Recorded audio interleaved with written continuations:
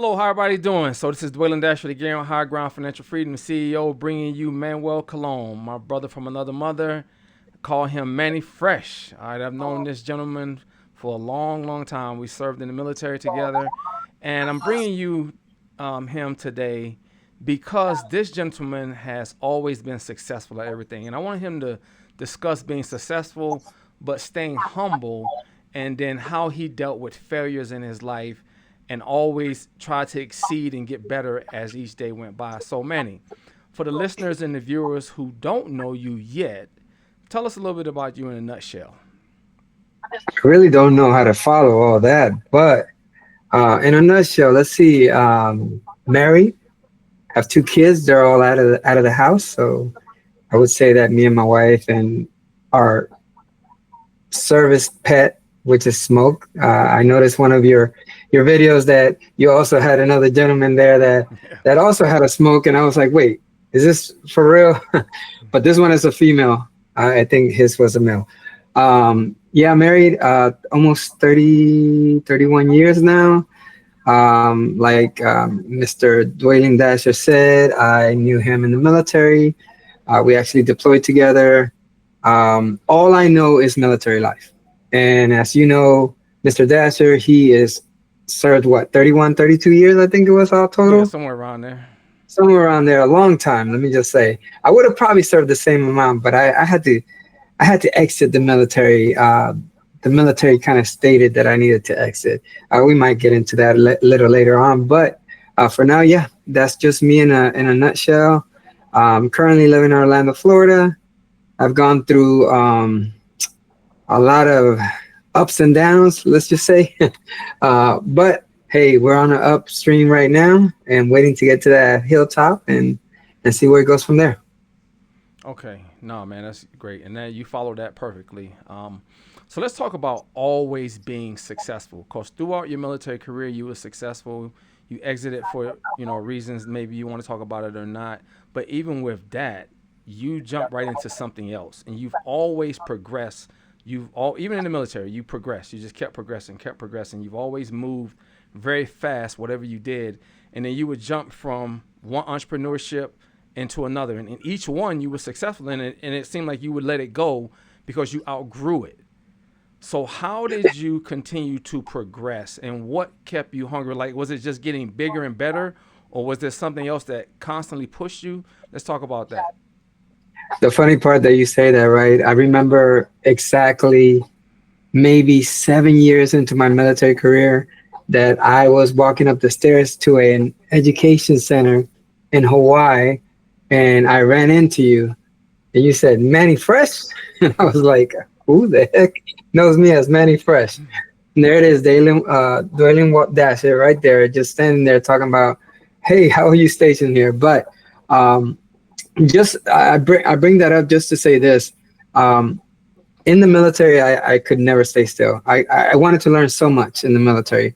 I know my career field was artillery, but I ventured out and did many things because I was one of those soldiers that kind of was a soldier. Even though I got to the point where I had to step back a little, be a leader, and go from that point. But I was always in my mind was a soldier. And I say that to say this, that as soon as I retired, medically retired, I I stepped out of the service, and I really missed being a soldier. Um, so I ventured out and started volunteering with lots of nonprofits. Um, a couple of them, nationwide, Wounded Warrior Project, local nonprofits that were kind of helping veterans transition from active duty to civilian life. That's where I kind of went to find myself and try to figure out where I'm going to go next. So all the nonprofits kind of gave me that platform to kind of say, hey, this is the direction you need to go, and that's where you're going to land eventually. But that's pretty much from that point of meeting you there, and you telling me, hey, a couple of times you told me, hey, you need to stick to one thing because that's how the military wants you to be, they want you to be strong at one thing. Mm-hmm. I definitely knew that. You told me that. I remember that. And I said, you know what? I just can't stay still. I gotta venture out and learn as much as I can because I only have one life and one life only, right?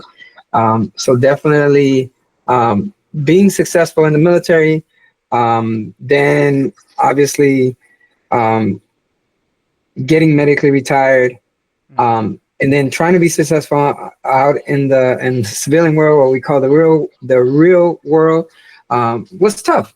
Was tough at times, but you maneuver, you move on, you adapt, and the crawl, walk, run kind of concept. I was crawling in the beginning. As soon as I exited, um, went to the walk, stuck to the walk for about 7 years, and then decided to go out and actually work again once my kids left the house, Mm-hmm. and we're at the house alone. Decided to work, and I'm back to being a soldier, as I say, a little slice of the pizza. I'm working for now Veterans Affairs, Excellent. doing recruitment and placement. So there it is. That's cool, man. So then you say when you came out, I know medically retired, like did you look at that as a failure? Were there any failures, coming out or when you started to work looking for jobs? Yeah. What I noticed right away was that the transition. I mean, as soon as they told me, "Hey, you're gonna be medically retired," after the 20 years, I was able to do the 20 years, but you're gonna be medically retired. The transition, that bridge, it felt like it wasn't a full bridge. It felt like there was cracks on the bridge. There was some holes on the bridge, and I couldn't get to the other side. Mm-hmm. Um, Obviously, because again, I go back to a soldier. That's all I knew. Prior to that, I went off to school, worked at Burger King in between classes, and then decided that I needed to join the military because obviously I needed to take care of my family, right? And I wasn't making any money while I was going to school and working at Burger King in between classes. So kind of, struggling in the beginning, joining the military, loving the military life, loving being a soldier. And then all of a sudden you come out of the military and it feels like you are right back in the beginning. Mm-hmm. Felt kind of confusing. I thought that the military was going to kind of set you up for success, and you kind of go from that point. Now, don't get me wrong, the military does set you up. It's just the way I did things. It possibly didn't. I didn't set myself up for success. Let's just say that I didn't do the things that I should have done to set myself up for that transition, right? So that led me to volunteering for nonprofits that were actually assisting other soldiers transitioning out of the military, and getting them somewhere where it's at least a good starting point, where the military was kind of saying, hey, go to, I think they call it TAP still. Do you remember TAP? Mm-hmm. TAP, and then TAP will hopefully get you kind of in a good starting point. I definitely missed out on that. I definitely not saying anything wrong about the military programs that kind of get you ready for transition, but I just think they just need to put a little more emphasis on that type of stuff because it's rough out here, and obviously with everything going on with suicides and things like that, that's very important. Little things that we could possibly fix that could maybe help out in that process. So. No, I agree 100%. And then looking back at those failures, I know I've never seen you quit, but what kept you moving forward when it looked like it might have been a failure or someone else might stop? What kept you moving? Man, let me tell you, obviously, throughout my military career, I had a family, and I thought of my soldiers also as a family. But I would say first is as obviously my family. My family kept me moving. I knew I had to provide, right? Mm-hmm. My culture tells me that I need to provide. So, in saying that, yes, I'm Hispanic. I don't know if you know that, but with my name, I would guess that everybody knows that I'm Hispanic. But my culture says that I need to provide. So, regardless of what happens, regardless of the negatives, the bumps in the road, and things like that, you got to pick yourself back up and keep on moving. In reference to being successful, I never thought of myself as being successful. I thought of myself kind of like just being Manny. Just say, hey, I'm moving forward. I'm hoping that yes, I become successful, but I never was there like saying, hey, I need to be successful. I always thought of myself as I need to provide for my family, and my family was a big one. Because again, I'll tell you again that my family was just not my immediate family. I'm talking about my soldiers were my family. So whether or not I needed to provide for my immediate family or I needed to provide for my soldiers, that's what kept me moving forward every day. Put a smile on your face and keep on moving. Um, I'll get in a little bit about maybe some failures that got me to retire, and then how I moved forward from that. But we'll see when we get to that point. Okay, no, that's good, man. Good stuff. And so I do remember talking to you about focusing, staying focused. At that point, in my career, it was like, okay, let me be the best leader I can be. And then when I met you in Hawaii, I remember, we have to track soldiers, personnel daily. And I remember you saying, hey, wait a minute. And you got on a computer and you printed off an Excel spreadsheet. Now, this spreadsheet I've shared with a lot of leaders since. And in this Excel spreadsheet, it had drop down menus and it had everything for every person where they could potentially be throughout the day. Then it tabulated it at the bottom. And I said to myself, this guy is super intelligent. And for me, that was the catalyst. That was the propelling force behind me going back to school, going and taking an Excel class, and me realizing at that point that there's more to this. I mean, because one thing about you stayed humble. And we'll talk about humility and still grinding later, but you stayed humble. This is a skill I didn't even know you had because you didn't advertise. You never really advertised yourself. And so let's talk about learning.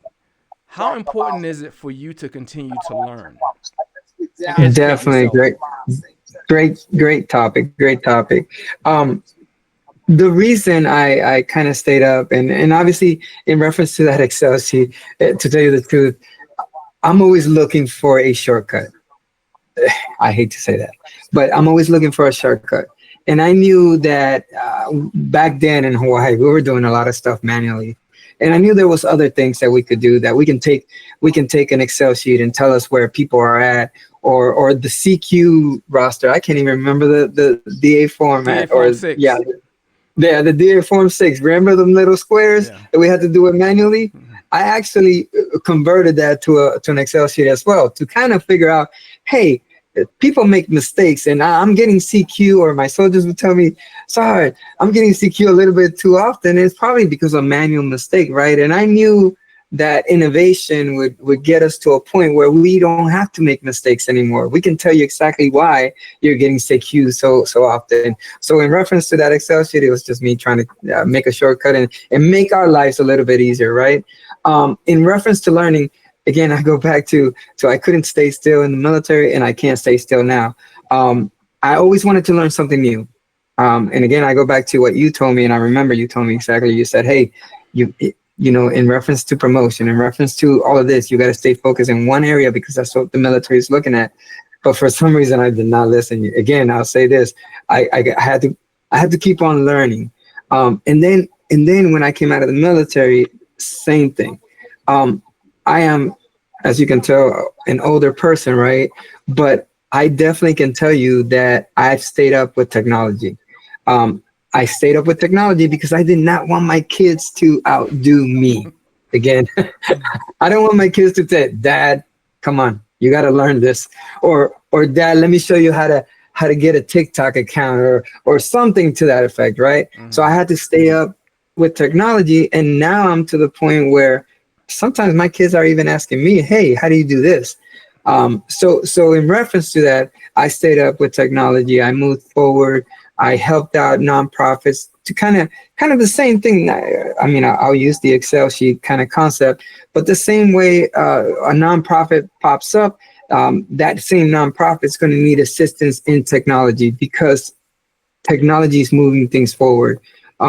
So that's where I came in. I volunteered myself for 7 years with technology, and now with the platforms are now AI is taking over all platforms. So that's the next big thing. If I'm kind of dabbling into the AI side. I kind of know enough to get myself in trouble, I guess, a couple of times. But AI is the next big thing, which is gonna assist a lot of nonprofits, a lot of businesses, small businesses. I deal with a lot of small businesses to kind of get their AI straight. But learning consistently, to go back to your question, learning and moving forward and understanding where you need to be next is where I think I advance at. I kind of pick up on things. My wife hates it because she's always saying, "What are you trying to learn now?"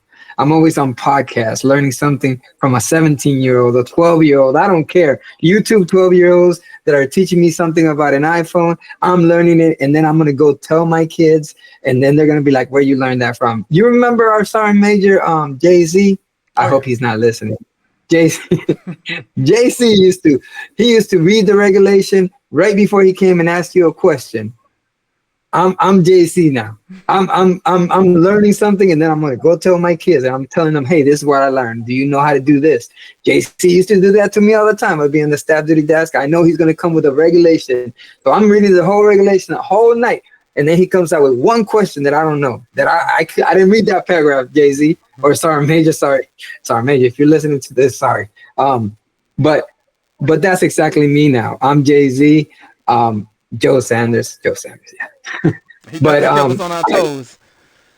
I know he definitely kept us. He loved that green grass too. But anyway, definitely I'm a Jay Z right now, and I didn't understand that back then because I was like, man, Sergeant Major, you read one thing and then you come out here and question me on it. But now I kind of understand. He was consistently reading, but then he would pick up on one thing and then he'd come back and push it out to his soldiers. Not only me, obviously everyone. But that's what I do currently with my kids, and that's the way I'm kind of using myself to kind of learn, move forward, stay in front of that tidal wave. Because if you get behind the tidal wave, you're gonna get left behind, right? Mm-hmm. So I'm trying to always stay in front of it, and that's how I kind of innovated myself. Use plenty of platforms, and I can just sit here and talk to you about different things, marketing, websites, everything like that. And my kids say, how did you learn all this? It's not like you have a specific degree in these specific things.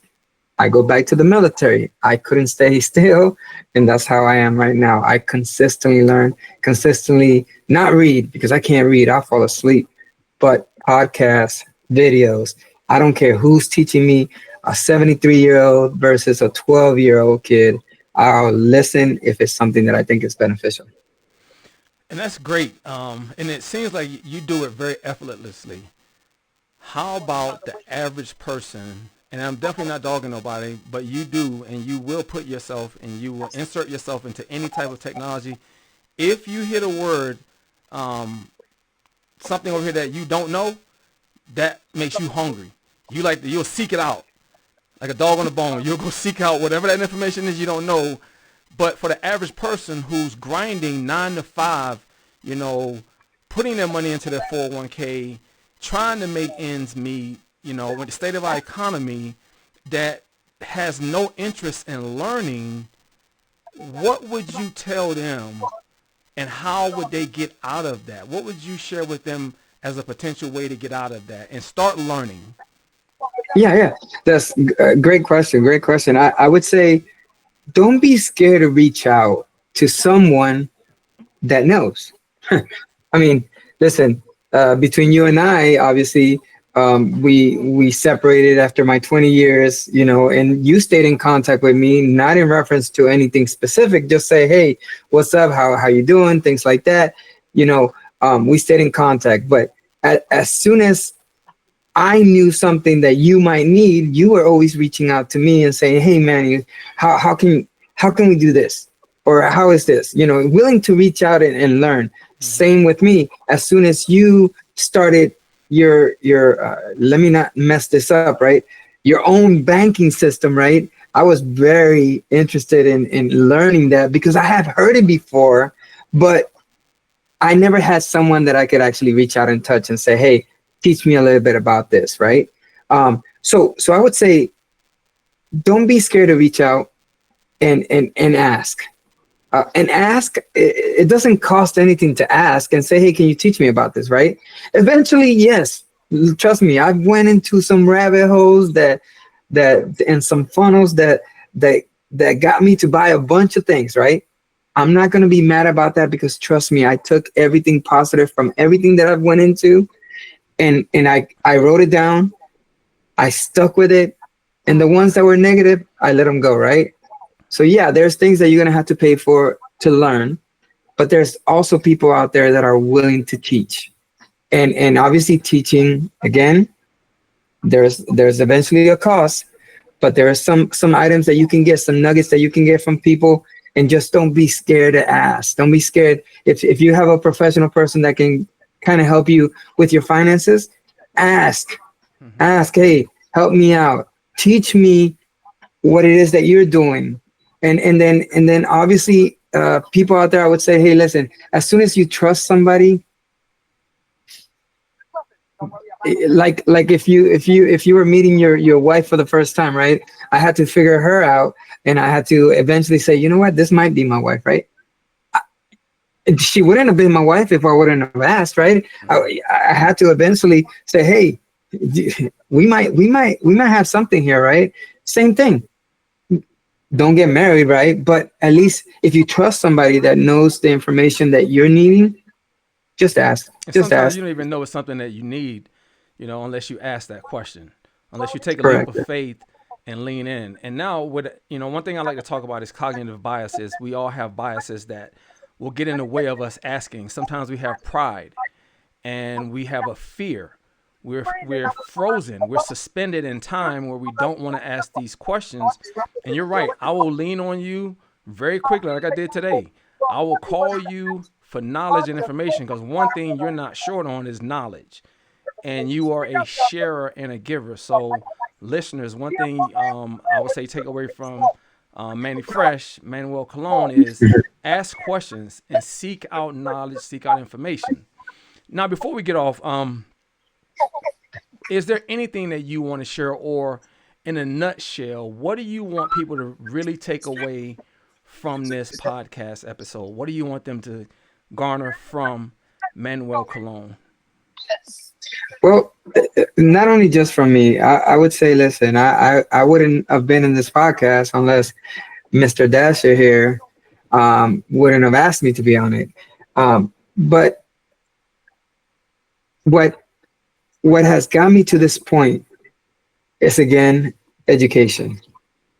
Education, being willing to put yourself out there, being willing to ask, um, not being scared. Well, not being scared of rejection. That's obviously one. And then sometimes, you know, the scary part of people, they're like, oh man, is this ask gonna cost me something? I would say, listen, there's different ways to go about learning specifics. Let's just say, without saying anything specific. Let's just say, sorry about that.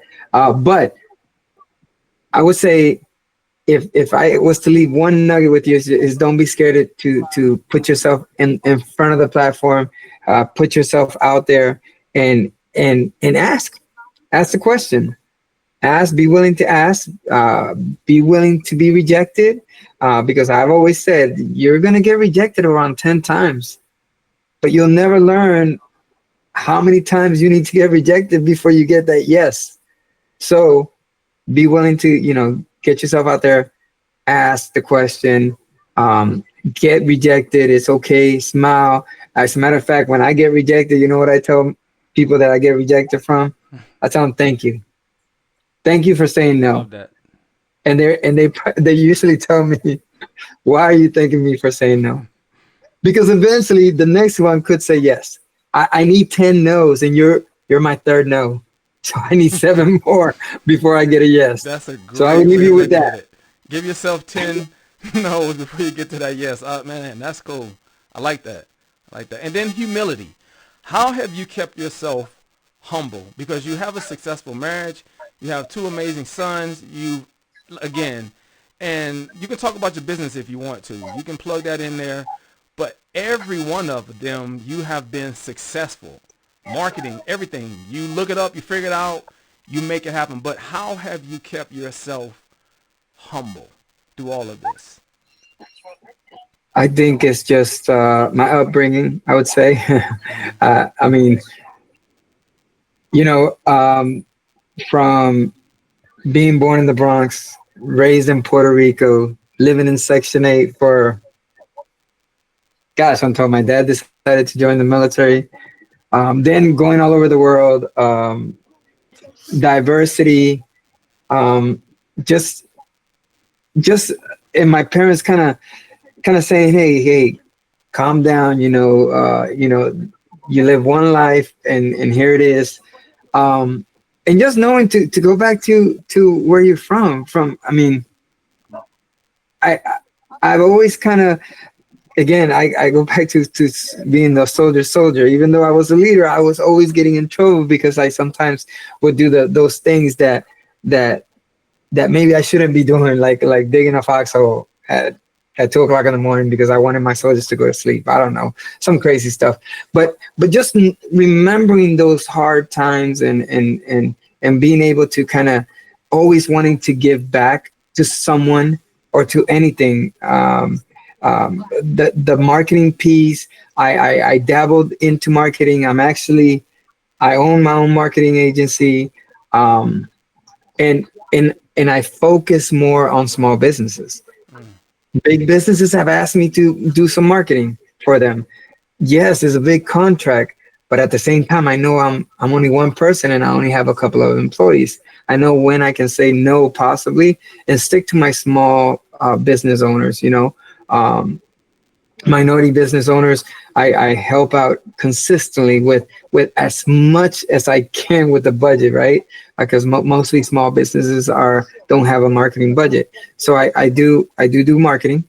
I've outsourced now my marketing because obviously I'm dabbling in something else now, Mm-hmm. but I still have my marketing agency and I outsource it now. So somebody else is working it. But I would say how I stay humble is my upbringing and and where I came from and where I consistently remember where I was at one moment in my life that brings me right back to where I'm at right now. So Man, great. And I definitely appreciate you doing this. Definitely appreciate the tidbits and all of the little knowledge, things that I can put in my kit bag. Like I said, I've always leaned on you when there's something that I don't understand or technology or something out there. I'm calling Manny because I know you've seen it. I know you've done it. I know you've done extensive research, and I can just get the cliff notes and just go make it happen. So with one thing, infinite banking or family banking, because it's definitely not mine. It's a concept that's been out there. What do you think about it so far? yeah, I mean, definitely. As soon as you told me that you know you started a company of infinite banking and things like that, I definitely wanted to hear more about it. Right. For all you out there, don't think that I'm only on here because of the fact that I'm doing the infinite banking. I actually put my wife to do this, and she's actually working with Dash, and Dash has helped obviously get her kind of started with it. But it makes sense. Just think about it. Um, the first things that we usually do is we get a paycheck, and we pay our bills, right? Just think that if we can get that same paycheck, put it into your own bank, borrow against your own money, so you can pay those bills and still be making some interest on top of it. It's just the basic, what I call the Barney style of banking, right? You grab your money, you put it in your own bank, you borrow against your own bank, you pay your bills, but your money is still making interest. I don't know, Dash. If I messed that up, No, you did I got it. You kind hit it. of? You hit it. And I like that Barney style. And I think the concept is very foreign because as Americans, Americans are not weak. Americans grind. Now, as far as going out and seeking knowledge and information, we don't like doing that sometimes. But when we do learn, when Americans do learn, they go all in. And I think what you said is people need to trust and go in, ask questions. Play, be a fool. It's okay. Mess up. Make those mistakes. Yeah, Make those 9 mistakes or 10 mistakes. Number 11 may be your yes. And it's okay. It's okay because if we're not putting energy and time into those things, well, guess what? Instagram, Facebook, TikTok, Netflix, whatever it is going to get our time. They're going to demand our time. So you have to put energy and time into other things because your time is going to be pulled in other directions.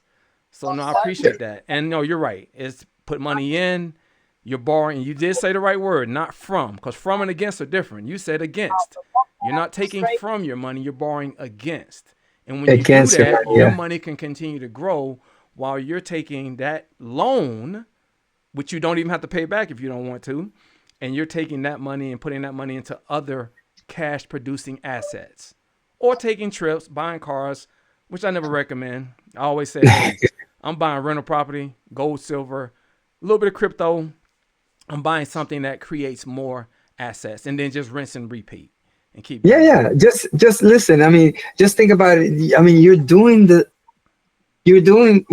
everybody's doing that right now. Everybody's putting money in a bank. But what bank is allowing you to borrow that money right back? The bank system right now, they're taking your money and they're making money off of your money. How about you put it into your own bank, which Mr. Dasher can kind of teach you how to do that, and then borrow against that and let that money still grow. Again, that's what the banks are doing when you put your money into the bank. Why not? That's when you told me about this, I was like, you know what? I need to learn a little bit more. I've heard of it. I Mm, just I never had someone that I could trust, right? right. Because again, if we go back to trust, there it is. Dash, I can trust Dash because I know that, right? Eventually, those that are listening to this podcast, you got to trust somebody. I'm not saying you got to trust Dash, right? Or I Trust somebody. Dasher. Yeah, but somebody, you got to trust them. And eventually that trust, hopefully that person that you decide to trust is the right person for you. Because yeah, you can get to the point where you trust somebody and all of a sudden it goes wrong, right? It goes wrong. But again, at the same time, I would say trust somebody, understand that that's exactly what you're doing anyway with your money. Why not do it in your own bank? It just, No, to excellent. me, it makes 100% sense. And banks are not evil. In America, we live in a country where we can go to a bank, borrow money, go find a HUD home, Section 8 home, or a foreclosed home, fix it up, turn it into a Section 8, rent it out, let the government pay for it, and then take the money and pay back your loan. Banks serve an amazing purpose. And you're just saying, and I'm just saying, there's another way to do that with your own bank. And again, I Yeah, still use a bank. I still use a bank when I'm buying rental property. I love banks. I'm just doing the I same love thing that using they're other people's money. right, but I'm doing the exact same thing that they're doing. So they serve a purpose. They do serve a purpose, but there is a better way. Well, not necessarily better, a different way. Let's just say that a different way to do it. But by all means, use banks. But no, man, I definitely appreciate you. I'll continue to stay in touch. Thank you for your time. Thank you for your energy. Thank you for your transparency. So, is there anything else you want to share with the listeners and the viewers? No, man, just stay strong, keep moving forward. Again, you only have one life to live, and listen, just allow your money to make your money. I say allow your money to make your money. You that passive income is important, Mm-hmm. and if you're in a struggle with that income, make some changes. Make some changes. Trust somebody. Listen, and then put it to work. Let your money go to work for you. Outstanding, man. Well, Manny, thank you, brother. I appreciate you, and I look forward to working with you in the future.